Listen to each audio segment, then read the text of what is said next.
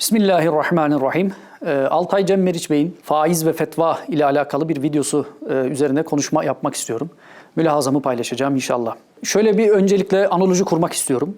İslam'a hizmet etmeyi bir fabrikaya benzetiyorum. Fabrikada çalışmaya benzetiyorum. Fabrikada çeşitli bölümler var. İşte enjeksiyon bölümü var, konfeksiyon bölümü var diyelim. Bir boru fabrikası olsun. Üretim kısmı var. Depo kısmı var, ambalaj kısmı var. Yani çeşitli olduğu işte torna atölyesi var. Çeşitli atölyelerin olduğu disiplinler arası bir çalışma olan bir fabrikayı düşünelim. İslam'a hizmet etmeyi de buna benzetiyorum. Fıkıh atölyesi var, kelam atölyesi var, hadis var, tefsir var. Bunun yanında işte davetçiler var, emr-i marufçular var vesaire. Şimdi bu fabrikaya baktığımız zaman yani bir halifesizlik, bir başın olmayışı fabrikada aslında bir kaos ortamı yaratıyor. Herkes kendi kanaatine göre fayda vereceği işi düşünerek onu yapmaya çalışıyor. İyi niyetle belki girenler var, kötü niyetli insanlar var. Kimi işte ben makineden anlarım deyip bir makinenin başına geçiyor, onu kendi başına öğrenmeye çalışıyor. Kimi bu makineyi bilen insanların yanına gidip orada makineyi öğrenmeye çalışıyor. Belki işte burada cemaat ve tarikatlar var diyebiliriz. Yani bir ustabaşı var. Onun yanına gidip ya kardeşim ben kendi kafama göre hareket etmek istemiyorum. Bana bir vazife ver. Ben senin adamın olayım. Sen beni istihdam et diyenler var. Bu bir silsileye dayanıyorsa işte tarikat oluyor. Cemaat derken tabii hoca efendilerin de bir cemaati var. Altay Cem Meriç Bey'in de cemaati var. İşte Ebu Bekir Sıfır Hoca'nın cemaati var. İhsan Şen Hoca'nın cemaati var. Yani kötü olarak bir şey lanse etmiyorum bunu. Burada dediğim gibi bir baş olmadığından, bir yönetim olmadığından, bir devlet eliyle bu işler yapılmadığından, en azından Türkiye açısından konuşuyorum. Bireysel olarak gayretlerle bu işler yürüyor. Fedakarlıklarla, gayretlerle bu işler yürüyor diyebiliriz. Aslında hepimiz yani bu İslam'a hizmet etmek isteyen davetçi dediğimiz insanlar, fıkıhçılar, hadisçiler belirli ölçüde fayda verdiğimiz gibi aslında zararlar da veriyoruz.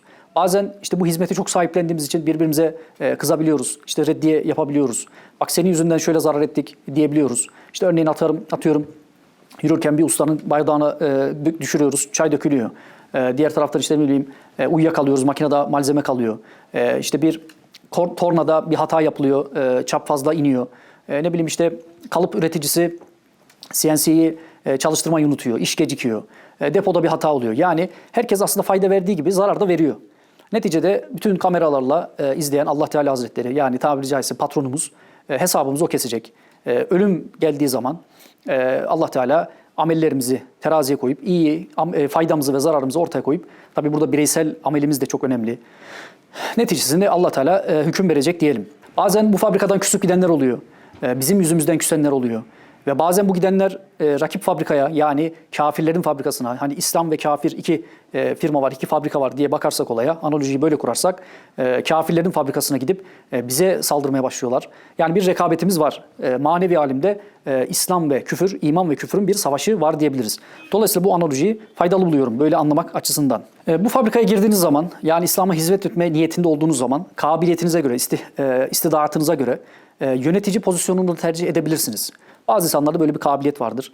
Yani ben insanları sevk etmek istiyorum. Ben arkamda bir kitle olsun onları istihdam edeyim. Onları doğru yönlendirebileceğimi düşünüyorum. Bu konuda kabiliyetim var diyebilirsiniz. Ve bu çok problemli bir şey de değil dediğim gibi. Yani böyle bir liyakatınız varsa bunda bir problem lazım gelmeyecektir. Ya yöneticiliği ben şöyle misallendiriyorum kendi zihnimde. Fabrikaya yani bir kamera arkasından baktığımızı düşünelim. Ne kadar zoom out yaparsak, ne kadar dışarıdan bakarsak o kadar fabrikayı yani disiplinler arası projeleri, her bir atölyeyi bir karede görme şansımız olur. Yani kare sayısını azalttığımız zaman daha az yorucu bir şekilde 3-4 karede belki 5-10 karede bütün fabrikayı, bütün üretimi girişten çıkışa kadar bütün o sirkülasyonu görmemiz mümkün olacakken fakat zoom out yaptıkça aslında netlik de kayboluyor. Yani her bir alanın çalışma detaylarını görmüyor oluyoruz. Biraz daha çalışmalara yakın durduğumuz zaman yani zoom'u biraz daha yaptığımız zaman her bir alanı daha yakından göreyim dediğimiz zaman da bu sefer resim sayısı büyüyecek. Dolayısıyla bir fabrikayı, bir işi, bir işletmeyi belki artık 30-40 karede görmemiz gerekecektir. Daha detaylı görüyoruz fakat daha yorucu, daha uzun süreli bir proje olduğunu söyleyebilirim bunun. Yani bu yönetim projesi olarak. İslami ilimlerde de bunu şöyle belki denkleştirebiliriz misali. Yatay okumanız ne kadar fazlaysa o kadar geniş perspektiften bakabilirsiniz. Fakat dikey okuma yapmadığınız sürece o sahada ihtisaslaşamazsınız. Yani siyaset okuyalım, ekonomi okuyalım, felsefe okuyalım, kelam okuyalım, fıkıh okuyalım, hadis, tefsir hepsini okuyalım, furusunu, usulünü hepsini okuyalım. Bunu ne kadar çok yaparsanız yani yatay okumanız ne kadar geniş olursa o kadar genel görmeniz mümkün olur. Olayları, hadiseleri. Fakat hiçbir zaman detaydan bakamazsınız. Yani bir enjeksiyon operatörü kadar o makinayı göremezsiniz. O süreci onlar kadar bilemezsiniz. Kelam atölyesinde aynı şekilde. Dolayısıyla yani bu bir tercih meselesi. Yöneticinin bu tercihte bulunması gerekiyor. Ne kadar geriden bakacağım buna kendi karar verecektir. Avantajı var, dezavantajı var dediğim gibi. Şimdi Altay Bey'in anladığım kadarıyla kelam atölyesinde çalışmaları var. Ben kendisinin kitaplarını okumadım fakat yani 10-15 tane videosunu izlemişimdir. Allah razı olsun. Dediğim gibi hepimiz kardeşiz. Bu fabrikada kendimiz yapabildiğimiz kadar bir şeyler yapmaya çalışıyoruz. Şimdi kelam alanında detaylı bir çalışma yürütüp genel perspektifi de görmek istiyor. Yatay okuması da var. Dolayısıyla kendi beyanına göre fıkıh ilminden biraz mesafeli. Yani fıkha biraz uzaktan bakıyor. Dediğim gibi bunun avantajı var, dezavantajı var. Şimdi şöyle bir izah yapmak istiyorum. Çalıştığınız fabrikada müdürsünüz, iş emri veriyorsunuz. Gittiğiniz işte ustaların yanına gidip onlara şöyle yap diyorsunuz. Öneride bulunuyorsunuz veya bir emirde bulunuyorsunuz. Şimdi burada vakada karşılaşacağınız 3-4 tane sınanmadan geçersiniz. Birincisi o alanda bilgi sahibi olup olmadığınızı ölçmek isterler. Bunu şöyle bir misal vermek istiyorum. Kendi başımdan geçen bir hadise. Fabrikada bir dönem yöneticilik yapmıştım. İlk yıllarımdı. Hatta birinci ay filandı. Bir ustanın yanına gittim. Dedim ki şöyle bir makine yapmamız gerekiyor. Şimdi T boru yapabilmeniz için yani bir boruya bir boruyu kaynak yapıp T şeklini oluşturmanız için bu boruyu C şeklinde kesmeniz gerekiyor. Dedim ki bu cihazı üretelim, bu makineyi üretelim. Adam şimdi beraber çalışabilmemiz için kendini bana ispatlamalısın diyor aslında. Hal diliyle bunu söylüyor. Çünkü ben seni tanımıyorum. Neden seninle beraber bu projeyi yürüteyim? Bana seni amir olarak niye kabul edeyim? Nefsi bir savaş var orada. Teslim olmama savaşı var adeta. Adam dedi ki biz bunu yapamayız. Niye dedim? Bazı teknik detaylardan bahsetti. Beni sınıyor. Ben biraz bocaladım. En son bana dedi ki makineyi çiz getir ben yapacağım. Şimdi makineyi çiz getir. Burada ne demek istiyor? Yani biraz ayak diretiyor. Ben seni yönetici olarak başıma kabul etmem için senin bana kendini ispatlaman lazım diyor. Bunu çeşitli alanlarda da müşahede ettim. Şimdi bu doğrudur yanlış ayrı konu. Yani bana sorarsanız kompleksi olmayan bir insanın, özgüveni olan bir insanın farklı disiplinlerden, özellikle ehil insanların kendisine nasıl baktığını arada dinlemesi, kulak vermesi çok faydalıdır. Yani bir fıkıhçının, kelamcılar bana ne gözle bakıyor? Endişelerine, şüphelerine, benim başarılı olup olmadığımı düşünüyorlar mı? Ne konuda eksikliğimi görüyorlar? Bu önemli. Çünkü farklı disiplinlerde, farklı alanlarda ihtisaslaşmış insanlar çok orijinal katkı, bakış açıları getirebilirler. Bunlardan istifade etmek lazım bence. Ama vaka böyle değildir. Yani insanların çoğu nefis sahibi. Dolayısıyla sizin bu fıkıh alanında insanlar, ey kelamcılar, ey fıkıhçılar, ey enjeksiyon operatörleri bunu böyle yapmalısınız dediğiniz zaman biraz kerih görürler. Yani sen kimsin? Senin enjeksiyon bilgin ne? Yani buradaki üretimden haberin var mı? Bu süreçten haberin var mı? Yani malzeme buradan giriyor ve buradan çıkıyor. Bu prosesten haberin var mı? Bana kendini ispat et, ben de sana kulak vereyim derler. Dediğim gibi bu doğru olmayabilir fakat vakada müşahede edilen budur. Birinci problem bu. Birinci sınanmanız bu olur. İkinci olarak o çalışma ortamında yani orada bulunan insanlara empati yapabiliyor olmanız lazım. Yani buna da şöyle yine bir misal vereyim. İnşaatta çalıştığım dönemlerde biraz orada da yine yöneticilik tecrübem olmuştu. Şimdi bir gün ben çok teorik çalışmayı severdim. Yani sahadan ziyade tabii doğru değildi, yanlış yapıyordum ama şu an fark ediyorum o yanlışlarımı. O dönemde işte kaynak yönetimi, insan kaynakları yönetimi, süreç yönetimi, risk yönetimi gibi alanlarda yani bir proje nasıl yönetilir başından sonuna kadar, bu süreci nasıl yönetirsiniz, kaynakları nasıl yönetirsiniz, insanları nasıl yönetirsiniz bunlara çok odaklanırdım. Yapı yönetmeliğini okurdum. O ihaledeki işte o işe devletin istediği işte DS, İller Bankası neyse kurum, o kurumun bizden talepleri ne, kurallar ne onlara çok odaklanırdım. Şimdi bu teorik bakış pratik bakıştan insanı mahrum bırakıyor. Yani bunu üçüncü bir kışlık da yapabiliriz. Yani 3-4 sınanma dedim. Bunlar birbirine girebilir, çıkabilir. Çok önemli değil yani bu bir ders olmadığı için. Şimdi hatırlıyorum bir gün gece 3'te falan beton dökülüyor. Hava çok soğuk. Bir işçinin yanına gittim. Beton döken, betona vibratör dediğimiz bir alet var. Vibratörü sokarsınız, bunu belli aralıklarla yaparsınız. Betonun kalıba daha iyi yerleşmesi için, boşluklar kalmaması için, hava boşlukları, baloncukları kalmaması için bu önemli bir uygulama. Şimdi ben teorik olarak tabii bu uygulamayı biliyorum, okumuşum. İşte atıyorum tabii şu an hatırlamıyorum ama işte 15 santim aralarla yapılması gerekiyor. Bazı teknik detaylar var. Gittim ben çok bilmiş gibi. Dedim ki abi siz yanlış yapıyorsunuz, bak bunun şöyle yapılması lazım falan. Şimdi adam bana şöyle baktı, dedi ki ben şu an perdenin başındayım. İş güvenliğim yok. Buradan her an düşebilirim. Ve sen bana kalkmış diyorsun ki işte bunu 15 santim aralarla yap. Yani ne anlatıyorsun sen bana gibi. Şimdi burada da şu var. Empati yapamıyorsunuz. Yani böyle iyi bir yönetici olunmaz. Adamın çalışma şartlarını iyi bileceksiniz. Empati yapacaksınız. Onun çalışma koşullarından haberdar olacaksınız. Böylece adama ne yapıp ne yapamayacağını bileceksiniz. Dolayısıyla benim az önce aldığım tepki gibi bir tepki almayacaksınız. Tabii ben iş güvenliğini sağlama benim sorumluluğumda değildi. Yani buradaki kabahati kendi üzerime almam. Fakat adamın söylediği güzel. Şu anlamda güzel. Yani sen benim iş güvenliğimi sağla. Benim çalışma koşullarımdan senin haberin var mı? Bu koşullardan nasıl bir iş bekliyorsun? Bana verdiğin iş emrini ben uygulayamam. Uygulayabileceğim şartları hazırla, sonra bana bu emri ver. Bu güzel bir örnek benim açımdan. Şimdi fıkıh ilmiyle meşgul olan insanlara, ya az önce birinci maddede söylediğim şuydu.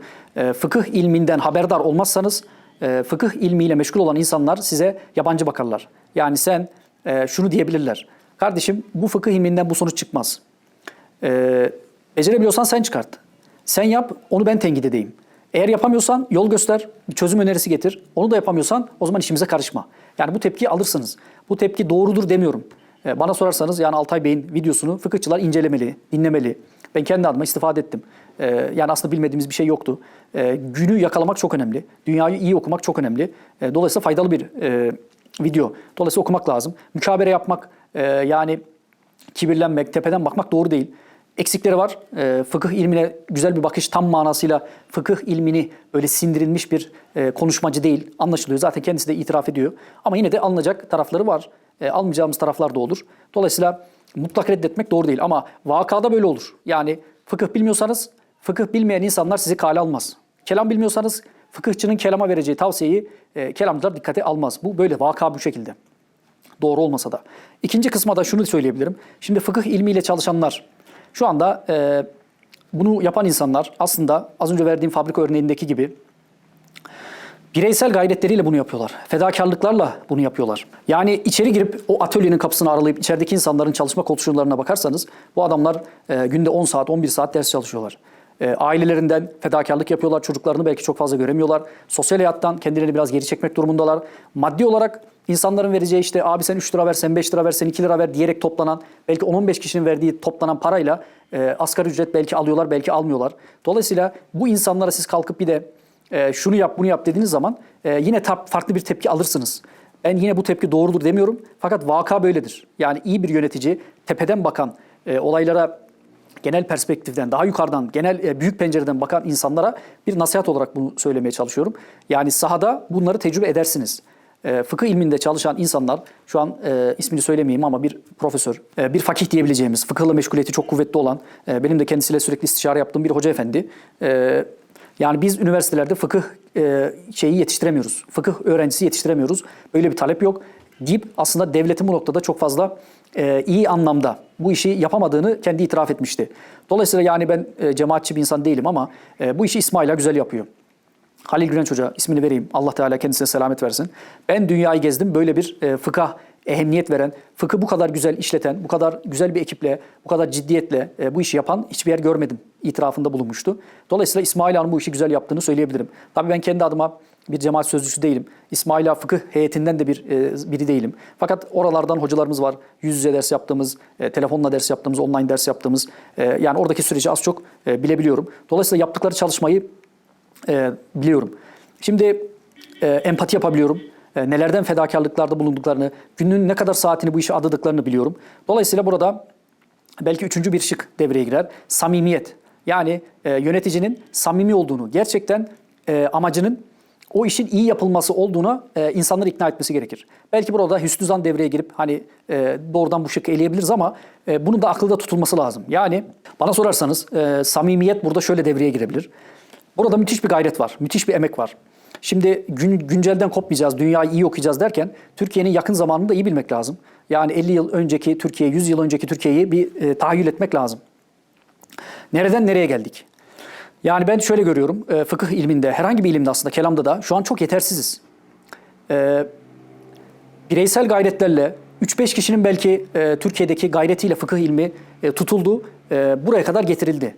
Yani ulema silsilesi neredeyse kopmuştu. Buradan sıfırdan tekrar başladık ve buraya kadar getirdik. Yani tabii sadece bir cemaat olarak bunu yaptık anlamında söylemiyorum. Ama yani bu ilim neredeyse bitmişti. Onu anlayalım. Türkiye'de şu anda İslam hukukuna vukufiyeti olan kaç insan çıkar acaba? Kaç insan? Adet olarak yani korkunç bir sayı çıkar tahminim. Kesinlikle yeterli değildir yani. Dolayısıyla nereden nereye gelindiğine bakılırsa buradaki başarı bana sorarsanız çok büyük bir başarı. Yani muazzam bir başarı var. Dolayısıyla samimiyet göstermek adına buradaki başarıyı bir itiraf etmek lazım. Kardeşim siz bu işi buradan buraya getirdiniz. Müthiş bir iş başardınız. Çok büyük, çok önemli bir şey başardınız. Sizi tebrik ediyorum. Bunu dedikten sonra getireceğiniz eleştiriler daha samimiyeti en azından o imtihanı geçtiğiniz için daha faydalı olur diye düşünüyorum. Birbirimizi arada tebrik etmeliyiz. Birbirimize destek çıkmalıyız. Dediğim gibi bir insanın bütün fabrikadaki bütün işleri yapması mümkün değil. Ortak çalışmamız gerekiyor. Birbirimize ihtiyacımız var. Dolayısıyla kardeş olarak birbirimizi görüp takviyeler yapmamız gerekiyor. Yani yapıcı eleştiriler yapmamız gerekiyor. Ki kendisi böyle yapmıyor da demiyorum asla. Ben onun çalışması üzerine, onun videosu üzerine bir kanaat bildiriyorum. Yani bir mülahazamı paylaşıyorum. Yoksa bir eleştiri reddiye anlamında anlaşılmasın. Bunu söylemek isterim. Şimdi dediğim gibi fıkıh ilmiyle çalışan insanların büyük fedakarlıkları var. Ben şöyle görüyorum. Yani biz 5 senemizi 10 senemizi ayırıp bir şeyler öğreniyoruz. Ve bunu talebeye belki yani 2 ayda öğretiyorsun, 3 ayda öğretiyorsun. Talebe dolayısıyla aslında buradan başlıyor. Sen buradan başladın, bir basamak oluşturdun ve talebe buradan başladı. Şimdi o 10 yılını başka şeylere harcayacak ve buraya çıkacak. Dolayısıyla kendi talebesini buradan başlatacak. O talebe buraya çıkacak. Yani şu anki seviye ben ilim, fıkıhta da, kelamda da, hadiste de, tefsirde de çok düşük seviyelerde olduğumuzu düşünüyorum. Bu alanlarda çalışan insanların emeklerini küçümsemek için söylemiyorum. Fakat gördüğüm bu. Çok uzağız, dünyadan kopuz, çok önemli bakış açılarında daha netleştirilmediğimizi düşünüyorum. Yani furu fıkıh belki çok etki edecek meseleler var. Fakat burada daha netleştiremediğimiz hususlar var. Yani Türkiye'nin siyasi konumunu daha netleştiremiyoruz gibi. Kendi adıma konuşuyorum. Dolayısıyla bu netleştirildiğinde belki furu fıkıhtaki birçok mesaile bakışımız değişecek. Belki değil, gerçekten de böyle. Dolayısıyla şu anki seviyemiz yeterli olmadığını biliyoruz zaten. Yeterliyiz diyen bence büyük bir hata içinde. Ama büyük bir başarı var ve bu yani 10 yıl, 20 yıl, 30 yıl sonra gerçekten arzu ettiğimiz işte böyle olur fıkıh, fakih, muhaddis böyle olur diyeceğimiz adamlar 30 yıl sonra belki yetişecek ama bugünden atılan adımlarla. Yani naçizane mesela namaz vakitleriyle uğraşıyorum. Belki kendi pozisyonumu birazdan aslında detaylı anlatmak isterim. Belki 1 yıl, 2 yıllık bir emek ki 2 yıla daha çalışma ihtiyacım var. Yani 4 yıllık emeği 5 saatte anlatıyorsun. İşte o 5 saatte adam onu raporluyor ve öğreniyor. Yani hazmetmesiyle belki diyelim 3 gün sürdü. Şimdi sizin 4 senelik emeğiniz 3 günde bu adama geçiyor. Şimdi bu adam 4 senesini çok farklı bir alana harcayacak. Benim 4 senem gitti, onun gitmeyecek. Halbuki ben de öğrendiğim bazı şeyleri hocalarımdan öğrendim ve hocalarım onu belki 6 ayda öğrendiler. Bana yarım saatte anlattılar. Dolayısıyla bu kademelik bir iş. Biz basamak olmaya çalışıyoruz ve belki 2-3 basamak sonrası dediğimiz gibi işte hoca dediğim böyle olur diyeceğimiz ilim adamlarını yetiştirecek. Ama o basamağa çıkmak için bugün o birinci basamağı kurmak zorundayız. Dolayısıyla yapıcı olmakta fayda var. Yani şu anki pozisyonumuza bakıp üzülmek yerine geçmişteki pozisyonumuzla şu anki pozisyona bakıp ivmemizi görmemiz çok elzem, bence daha doğru bir bakış olur. Yani empati kısmını aşamazsak yani bugün fıkıh ilmiyle çalışan bir insan şunu diyebilir. Kardeşim sen benim mevcut şartlarımın haberin var mı? Benim ne kadar maaşla çalıştığımdan haberin var mı? Benim ne kadar zor şartlarla, ne kadar az kaynakla bu işi yaptığımdan haberin var mı? Benim bu işi yapabilmem için, daha iyi yapabilmem için şunlara ihtiyacım var, şunlara ihtiyacım var. Bana bunları sağlayabilecek misin? O zaman lütfen konuşma diyebilir. Demesi doğrudur. Yine söylemiyorum. Fakat vakada böyle olur. İnsanların nefisleri var. Dolayısıyla tepki gösterirler.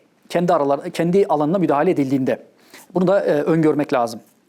Burada bir itiraz da şöyle yapılabilir. Aslında az önce verdiğim misali burada da verebilirim. Bazen teori ile pratik arasında bir uçurum olabiliyor.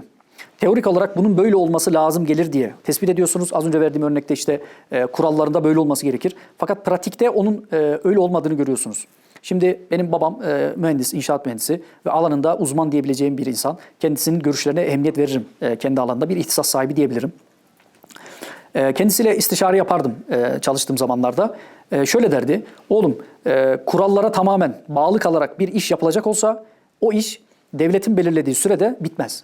Burada tabii asla bir yanlış anlaşılma olmasın. Bal çalmaktan vesaire bahsetmiyorum. Bazı kuralların pratikte uygulanmaması o yapı için daha hayırlı olabilir.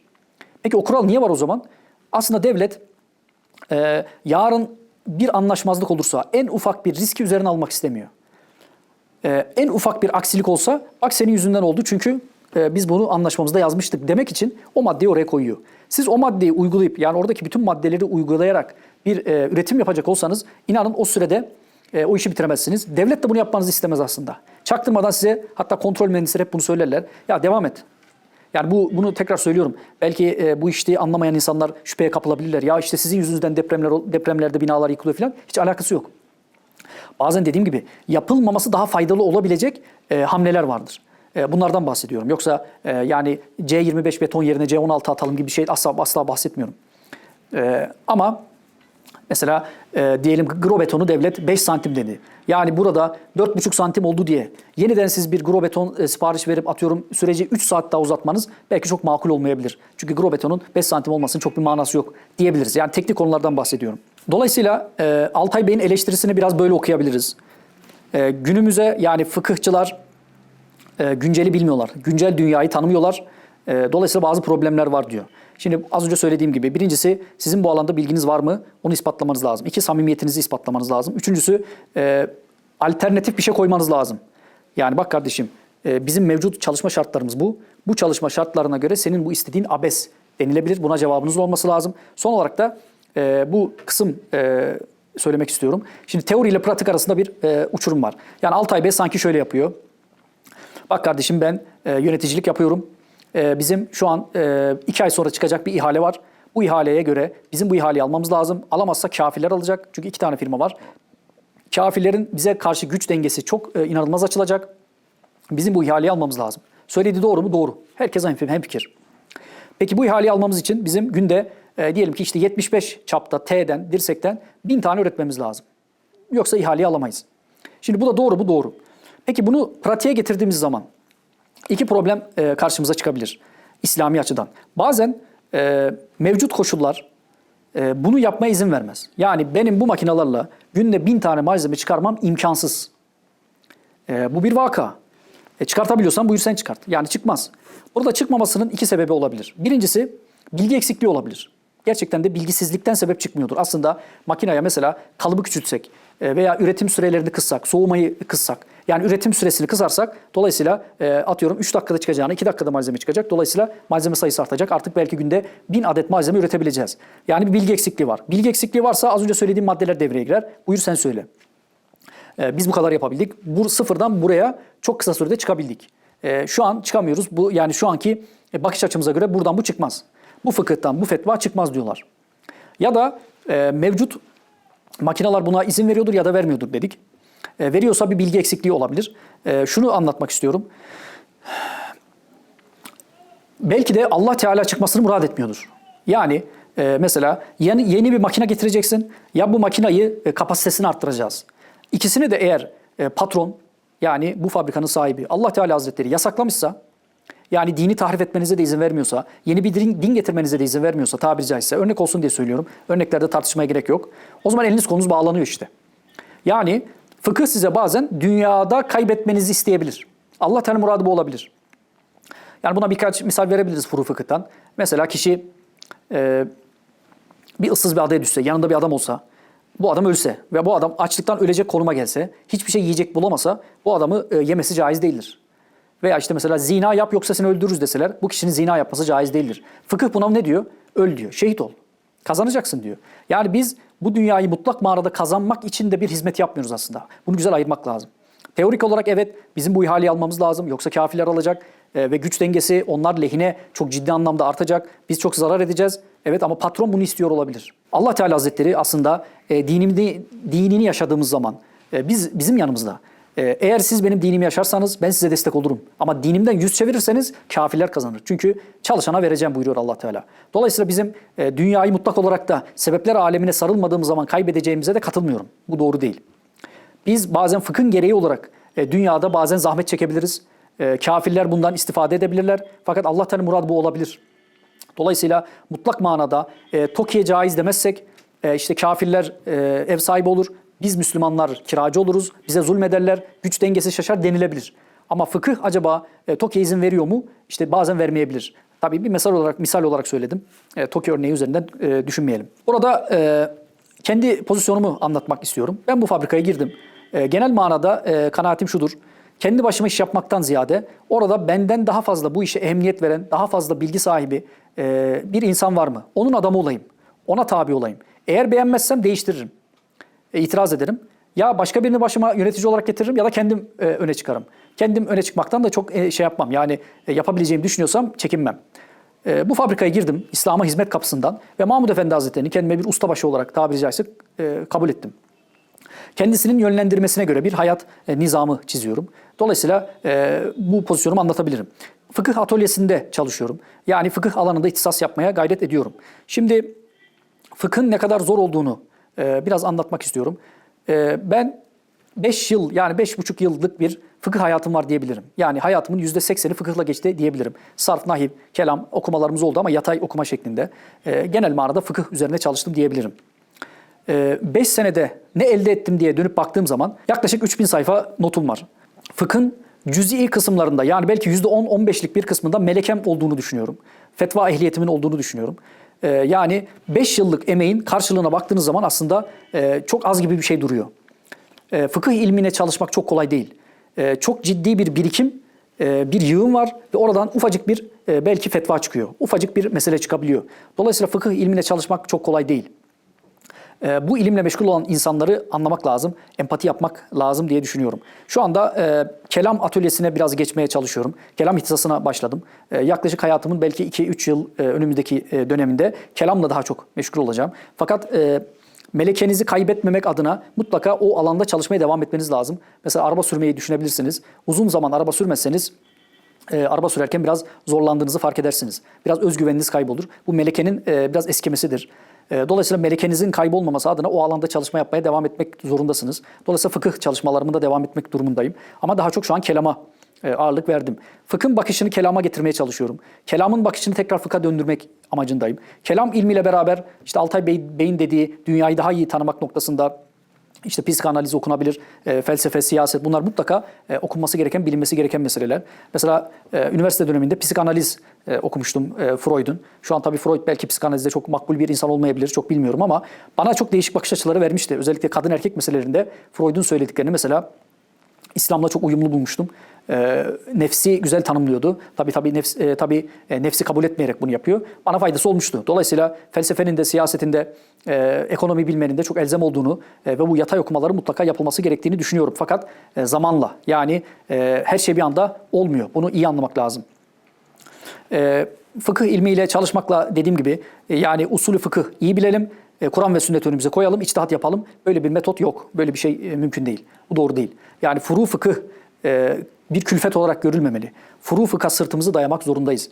Müçtehitlerle aramızda fukaha var ve bu fukahayı biz yani yüzlerce fukaha bunları elimizin tersiyle itip aynı hadis inkarcılarının Kur'an'la baş başa kalmaları gibi müçtehit imamla baş başa kalıp yeni bir içtihat Kur'an ve sünnet önümüze koyup bu doğru bir metot değil, doğru bir tavsiye değil. Dolayısıyla furu fıkha vukufiyet de ciddi anlamda zaman alıyor. Bunu bilmek lazım. Yani ben dediğim gibi 5 yıl boyunca fıkhın bir temel atıldı. Yani fıkhın her babından bir temelim var. İşte ibadette atıyorum 8 kat çıktım. Diyelim ki nikahta 3 kat çıktım. Muamelatta 5 kat çıktım veya 2 kat çıktım. Çok zahmetli bir iş. Bana sorarsanız fıkıh ilmini tek başına bir ihtisas sahası görmek doğru değil. Mesela inşaatta üst yapı ayrı bir inşaat alanıdır. Altyapı ayrıdır, yol ayrıdır. Üst yapıda uzman olmuşsunuzdur, ihtisas sahibisinizdir, 30 yıllık tecrübeniz vardır. Altyapıya gelindiği zaman yani yeni bir mühendis kadar belki bilginiz olmayabilir. Dolayısıyla fıkıhta da kanaatimce ibadette ihtisaslaşmak ayrı bir şey, muamelatta ihtisaslaşmak ayrı, nikah bahsinde ayrı, ukubatta ayrı. Bunu Diyanet bana öyle bir haber geldi. Diyanet bunu yapıyormuş. Yani ibadet bahsinde uzman biri, muamelatta uzman biri. Hatta belki muamelatı kendi içinde kefalet, havale ayırabiliriz. Dolayısıyla ne kadar cüz'i kısımlarda uzmanlaşırsak o kadar ümmete fayda verebiliriz diye düşünüyorum. Dolayısıyla fıkıh da bir bütün olarak fıkıhta ihtisaslaşmak değil de fıkhın hangi alanında ihtisaslaşmak belki daha doğru bir soru olabilir. Dolayısıyla gençlere de şurada bir tavsiye vermek istiyorum. Özellikle sosyal medyada kelam üzerine çalışan insanların daha çok popüler olduğunu görüyorum. Fıkıh ilminin, ben üniversitede bunu fark etmiştim. Bir arkadaş grubumuz vardı üniversitede. Bir arkadaşımız vardı. Sohbeti hep o yönlendirirdi. Tasavvuftan bahsederdi. İşte Abdülkadir Geylani Hazretleri şöyle yapmış. Bir gün İmam Rabbani Hazretleri bunu demiş. Bir gün Şah Nakşibendi Hazretleri şunu yapmış. Çok etkilenirdi insanlar. Sonra ben kendimi düşünürdüm. Yani ben dün evde ne okudum? Belki 2 saat boyunca, 3 saat boyunca kitap okumuşum ve okuduğum kitapları şöyle düşünürdüm, satabileceğim bir ortam yok. Niye? Mesela Büyük İslam İlmihali deftere yazardım. Büyük İslam İlmihali'nden Kuyu Bahsi'ni okumuşum. Hocam vardı bir tane, online ders yapardı konumda. Onunla belki saatlerce Kuyu Bahsi'ni çalışmışız. Şimdi Kuyu Bahsi'ni benim o arkadaş grubunda anlatmam beni yükseltmez, bilakis düşürür, küçük gösterir. Arkadaşlar ben de size bir şey anlatacağım. Bir kuyuya bir fare düşerse ne olur biliyor musunuz dediğim zaman ya ne diyorsun kardeşim derler. Dolayısıyla bugün kelam ilminde çalışmayı tercih etmiş insanların fıkı tercih etmeme gerekçelerine iyi bakmanız lazım. Fıkıh 5-10 sene, 15 sene ki kendimi düşündüğüm zaman yani bu çalışma hızım, azmim devam ederse 10 sene daha fıkıh çalışmam gerektiğini düşünüyorum. İşte bu kelam döneminde beraber usulü fıkı da iyice hissindirmeyi hedefliyorum. Yani bir 10 seneye belki daha ihtiyacım var. Bakın 15 sene fıkıh çalışmış olacaksınız. 15 sene ki ben bu noktada yani kibirden Allah'a sığınırım ama yani bir işe kafa yorarsam o konuda böyle dünyada kolay kolay bir rakip tanımam. Yani 15 sene ben bir şeye kendime adamam gerektiğini söylüyorsam bu ilmin ne kadar derin, vukufiyetinin ne kadar zor olduğunu rahatlıkla anlayabilirsiniz. Dolayısıyla gençlere bu tavsiyeyi vermek istiyorum. Yani ben fıkıh ilmine mesafeliyim çünkü şu gerekçelerim var. Belki samimi olmayabilir. Asıl gerekçe yani yatay okumayı çok iyi yaptığınız zaman ki üniversitede böyle bir dönemim olmuştu. Bir gün işte felsefe okuyordum, siyaset okuyordum. Yani o kadar çok yatay okuma geniş yapıyordum ki her alanda bir şeyler söyleyebiliyordum ve insanlar çok etkileniyorlardı. Sonra fıkha tamamen kendimi verdiğim zaman insanları etkileyememeye başladım. İnsanların bana itibarı azaldı. Tabii bunun başka gerekçeleri de oldu. Sakal, sarık cübbe gibi. Onu belki ayrı konuşabiliriz. Fakat şunu söylemek istiyorum. Yani etkileyiciliği yok fıkhın. Fıkhı tercih etmemenin böyle bir gerekçesi de olabilir. Yani bugün bir kafede oturduğunuzu düşünün. Allah Teala kendinden büyük taş yaratabilir mi sorusuna bir şeyler söylediğiniz zaman Bismillahirrahmanirrahim. Evet, az önce videomuz kesildiği için yarıda kalmış oldu. Toparlayacak olursak şunu söylemek istiyorum. Yani gençlere bir tavsiye olarak. Üstadım Mahmud Efendi Hazretlerine Şehit Bayram Hoca, ayaklı kütüphane dediğimiz, Allah Teala kendisine rahmet eylesin, şefaatlerine nail eylesin. Üstadım şeriat gelsin diye dua buyurun. Siz dua ederseniz Allah Teala kabul eder. Yani bunun örneğini görüyoruz deyince Efendi Hazretleri biz isteriz. Belki Allah Teala da kabul buyurur. Fakat sen bu sistemi ayakta tutacak kaç tane hoca yetiştirdin Bayram Hoca deyince Bayram Hoca gerçekten asıl maksadın hoca yetiştirmek olduğunu anlıyor. Şimdi şunu anlatmak istiyorum. İslam hukuku tatbik edilsin istiyoruz. Fakat bu hukuku ayakta tutacak, bu hukuku uygulatacak kaç tane kadımız var, kaç tane hukuk adamımız var? Bunu uygulayacak insanlar fıkıhçılar değil mi? Dolayısıyla yani şu an bildiğim kadarıyla yüz binlerce dava beklemekte. Yani senelerce insanlar ufacık meselelerin çözülmesi için bekliyorlar.